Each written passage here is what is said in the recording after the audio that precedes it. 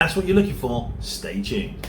Okay guys, so we're looking at the top 6 mistakes on a keto diet. Why? Well, it's really important to understand the mistakes to ensure your keto diet is the most effective, the most efficient, and the best way to drop weight that you can have. Now, very important to avoid these, so let's get on with mistake number 1. So mistake number 1, constant keto snacking all day. Even keto-friendly snacks eaten constantly may keep insulin elevated too often. So let's have a look. Lower insulin helps promote fat mobilization, especially from abdominal stores. So you can see here on the graph, you have low to high insulin, and you have through the day, through morning, afternoon, and evening. Now, frequent snacking equals frequent insulin spikes, less time burning belly fat. So what does that mean? Okay, so when you are on a normal diet, you spike blood sugar and your insulin is very high for a long time. It comes down, and then if it does get to drop, so you become quite hungry and lethargic, then it will spike back up because you'll eat again. So it usually goes like that a lot of the time for the modern diet. Even if it went down, then came back up and went constant for a while, it would shoot up again still, and it would happen every single time you snack or you have a meal. So you can see here, that is showing you that it has a wavy effect, and your body likes something called homeostasis, a nice constant, very minimal places to bring back to a constant. So this is why. Now, when you spike it up, your insulin goes up, meaning that is the hormone that signals turn off fat burning, and that's why it's a big problem if you eat too frequently. Snacking and eating a lot is not going to help your keto diet. You need to understand that usually when you're in ketosis, you won't have hunger and cravings, and snacking goes right down. Often than not, I will usually eat just 3 meals a day: breakfast, lunch, and dinner, and I hardly snack. I do drink coffee and tea a lot. I drink some water. I do a few other things. I actually drink sugar-free fizzy drinks. So this is the main idea you have to understand. If you keep it constant, if you spike it only when you should be spiking it for breakfast, lunch, and dinner, your diet is so much more effective. If you keep eating and snacking a lot, you will spike still, and it will limit your diet. It won't take it out, it shouldn't take it out unless you're having too many carbs and sugars, but if you frequently eat, it may cause a big impact. Now, so you can see here nuts, cheese, heavy cream, fat bomb, and keto bars. If you're snacking and eating all these things, first of all, keto bars and fat bombs, they're highly risky because they may also include sweeteners like maltitol, sorbitol, or xylitol. Now, if you're eating nuts, cheese, and heavy cream, that's still a phenomenal amount of calories in fat, even though you're burning it. So you have to be careful. You could be adding that as well because you're just eating so much fat. So, constant keto snacking all day, not a good idea. Getting rid of your belly fat is very important. Don't keep. Okay guys, keto mistake number 2. So, eating hidden carbs. Now, without realizing it. So that's a big problem. Now, you find this a lot, as you can see in most of the food here on the picture I put here for you. You can see you've got sugar-free keto bars or other sugar-free things, maltitol and sugar alcohols present in things. This is going to give you carbs and spike your blood sugar, maltitol, sorbitol, and you're going to find xylitol as well. So be careful. Sauces and dressings, lots of carbs. You put a small amount, you think not much, but it adds up, and it's super dense in carbs. Creamers and flavored drinks, yes, unfortunately there's a lot of carbs hidden in them. You have milk and dairy, yes, lactose sugar. You're going to have about 5 grams of lactose sugar per 100 milliliters, meaning you drink 400 milliliters of milk, you've reached your 20-gram limit for the day.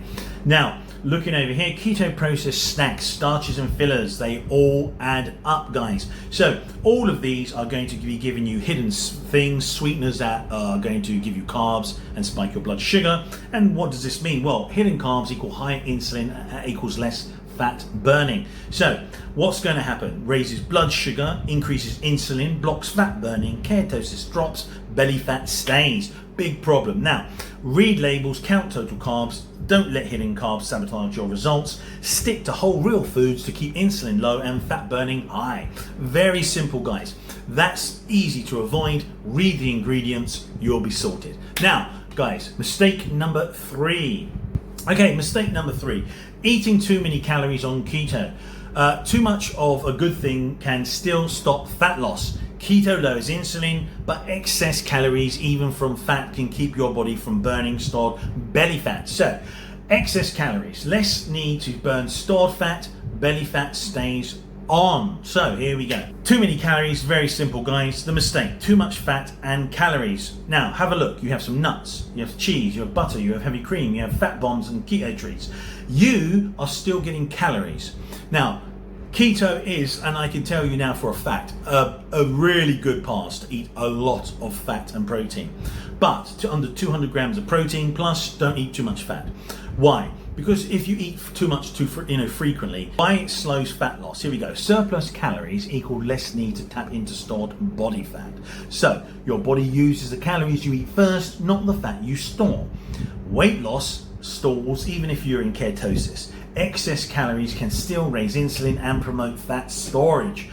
What to do instead? Eat to satiety, so until you're full.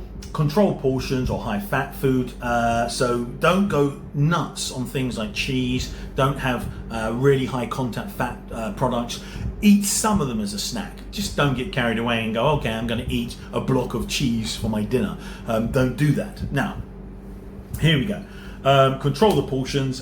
You're going to always want a slight calorie deficit to your activity, and prioritize protein, fiber and nutrient dense foods, whole foods. They won't put you wrong. You'll have all the nutrients, you'll have fantastic protein and fat, satiety, and your hunger and craving goes down. That solves the mistake of eating too frequently, and it stops the mistake of eating too much.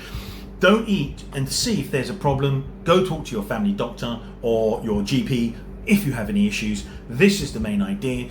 It could be something else. So always check. But with this, it should just be calm yourself down. Now, mistake number 4, guys. So ignoring sleep sabotages your keto results.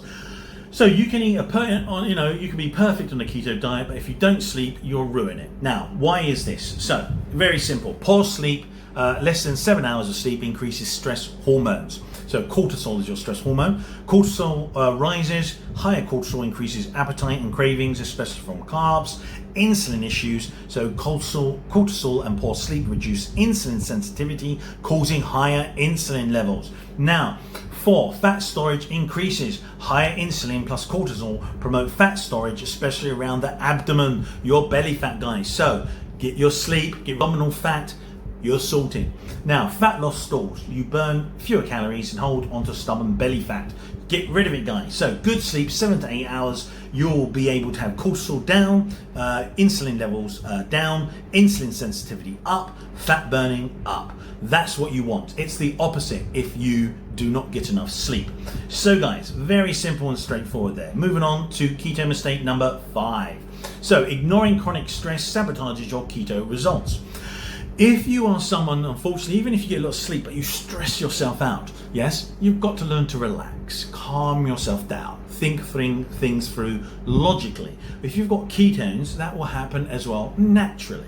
So, chronic stress, how does it happen? So stress triggers cortisol again. It's cortisol, the fight or flight response. Stress, you don't want that in your body. So cortisol raises blood sugar, cortisol increases insulin, insulin promotes fat storage, fat loss stall stops again. So very simple and straightforward how to manage stress and support keto success. You need to know you can actually try to do something like meditate, breathing, prayer, and you can turn around and you can say, hey, I want to move my body frequently, walking, weights. You've got good long sleep, 7 to 9 hours.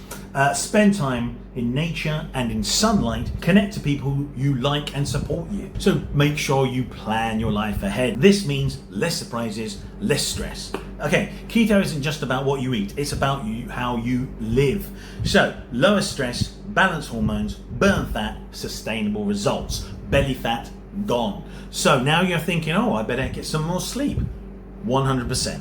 Now, signs you may be under chronic stress: trouble sleeping, feeling tired all the time, irritability or mood swings, cravings, especially for carbs, brain fog or poor focus. So high blood sugar, stubborn belly fat, low motivation, muscle tension or headaches, feeling overwhelmed. Guys, put it out the door, relax, sleep, eat well, you automatically will de-stress and get better. Now, let's looking at keto mistake number 6. Now, mistake, lack of movement sabotages your keto results. Now, eating keto but living a sedentary lifestyle slows fat loss, low energy, and makes it harder to build a strong, healthy body, especially around your belly. So, keto plus couch equals slow results, low energy, missed potential, more belly fat. So you need to get active, move around, keep moving. Your body will then start breaking down fat storages, your fat storage, and then what happens, it will go to your belly fat and start taking their visceral fat and all that fat to help you for the long-term health. So here we go. Fewer calories burned, sitting all day drastically reduces your total daily calorie burn. Slower metabolism, less movement means a slower metabolism and few calories burned at rest. Poor insulin sensitivity, muscles help your body use insulin better. Inactivity causes insulin resistance. 4, fat storage increases. Your body stores more calories as fat, and belly fat is the priority storage. So 5, hormones work against you. Inactivity raises cortisol, stress hormone, which promotes belly fat storage and blocks fat loss.